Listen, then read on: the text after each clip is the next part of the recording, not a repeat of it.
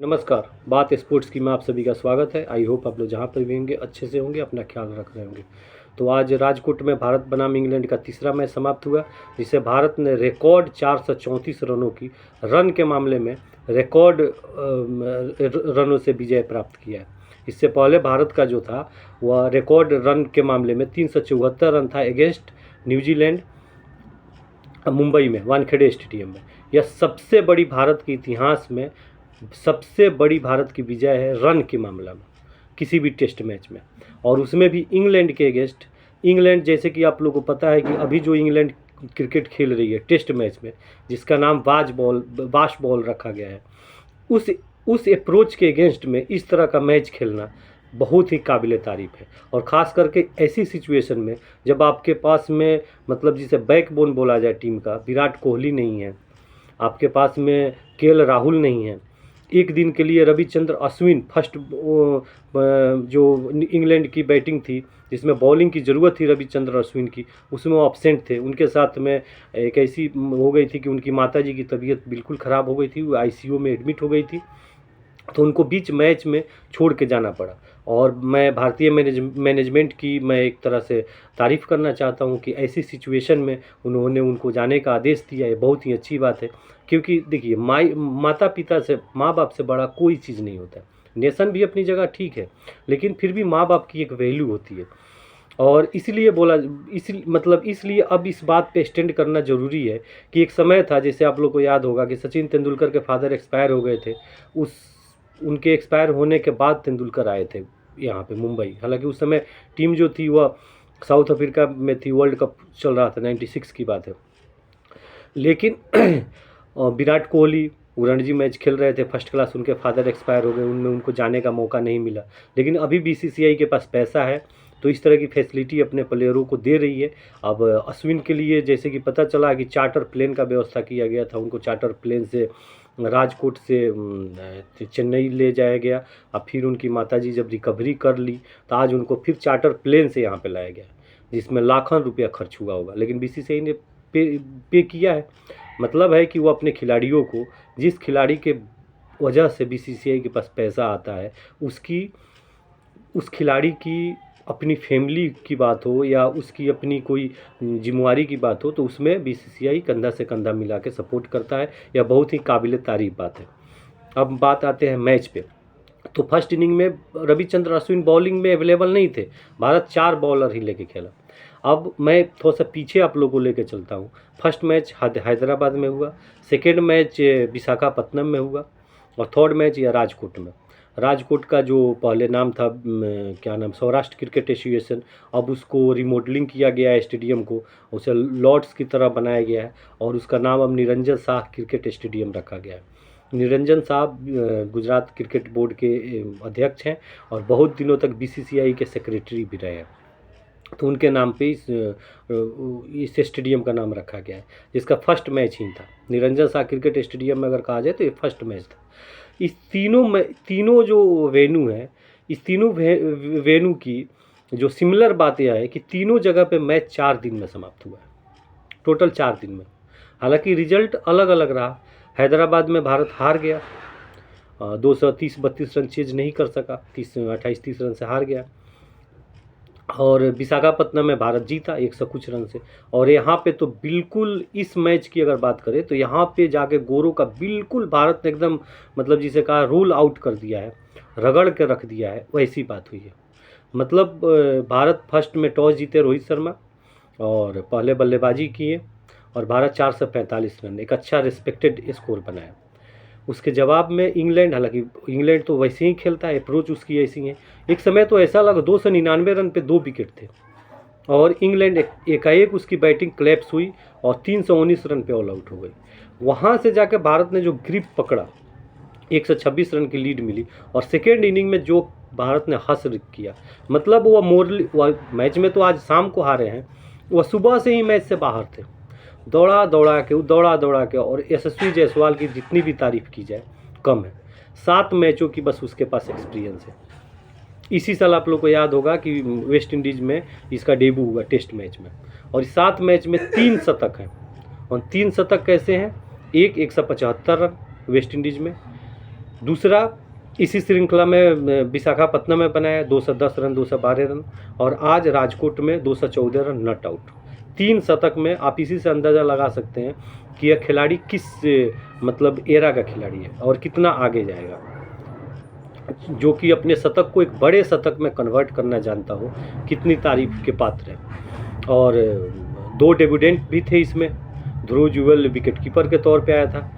KS Bharat wicket keeping में उनका कोई साना नहीं, अच्छे विकेट है, लेकिन उनसे रन नहीं बन पा रहा था। इसके जगह पे ध्रुव जुवेल को लाया गया। हालांकि बैटिंग भी अच्छा किया, फर्स्ट इनिंग में विकेट कीपिंग उतना अच्छा नहीं कर पाया, लेकिन सेकेंड इनिंग में अच्छा विकेट कीपिंग किया। चांस मिलेगा तो ये लड़का है, डिजर्व कर रहा है। और दूसरा सरफराज खान, इस खिलाड़ी के लिए बहुत दिनों से बात चल रही थी। या मतलब कहा जाए दरवाज़ा तोड़ के आना, उस तरह इस परफॉर्मेंस करके पिछले 3-4 सालों से यह फर्स्ट क्लास में काफ़ी अच्छा, सबसे हाईएस्ट रन बना रहा था। लेकिन एक तो इसकी प्रॉब्लम थी फिटनेस की, और दूसरी प्रॉब्लम थी इसकी कि मतलब ऐसे प्लेयर पहले से अवेलेबल थे जिनको रिप्लेस करना थोड़ा मतलब टफ था। इस श्रृंखला में ऐसा सीनरीज हुआ कि विराट कोहली अपने फेमिलियर कुछ प्रॉब्लम की वजह से पूरे श्रृंखला से बाहर हो गए। केएल राहुल साहब जो हैं उनको इंजोर्ड हो गए, तो मजबूरी में करना पड़ा। और उसने क्या बैटिंग किया, फर्स्ट इनिंग में भी उसने 62 रन बनाया, रन आउट हुआ, और रविंद्र जडेजा की एक गलत कॉल पे, हालांकि होता है कोई मतलब ऐसी बात नहीं, वह रन आउट हो गया। और इस इनिंग में तो उसने क्या बैटिंग किया है। तो सरफराज खान ने इस इनिंग में भी इस मैच में, डेब्यू मैच में अपने फर्स्ट इनिंग में 62 रन आउट हो गया, और इस सेकेंड इनिंग में 68 रन नॉट आउट। और उसने और यशस्वी जायसवाल ने जो हाल किया है आज के डेट की, यशस्वी जायसवाल कल 104 रन बनाने पर उन्हें थोड़ा सा बैक पेन हो गया था, वो रिटायर हार्ट होकर चले गए थे। आज फिर आया है खेलने शुभमन गिल जब रन आउट हुए। हालांकि शुभमन गिल भी अच्छा खेले हैं, और पिछले 2 मैचों से देखा जा रहा है कि फर्स्ट इनिंग में उनकी बैटिंग उतनी फ्लो में नहीं लग रही है, लेकिन सेकेंड इनिंग में पिछले भी मैच में विशाखापट्टनम में उन्होंने सेंचुरी लगाया था, और इस मैच में भी लगभग सेंचुरी के 91 रन पे खेल रहे थे। कुलदीप यादव के गलत कॉल पे भी आज रन आउट हो गए। उसके बाद में यशस्वी जायसवाल आया है, और उसने जो खेल खेला है वह, और बाद में जब कुलदीप यादव आउट हो गए हैं तो सरफराज खान आया, और ये दोनों जन जो खेल खेला है, मतलब 172 रन नॉट आउट की जो इसने पार्टनरशिप की है लगभग 37-38 ओवर में, उससे एकदम इंग्लैंड की टीम जो है बिल्कुल ही बैक फुट पे आ गई है और मैच से बाहर हो गई है।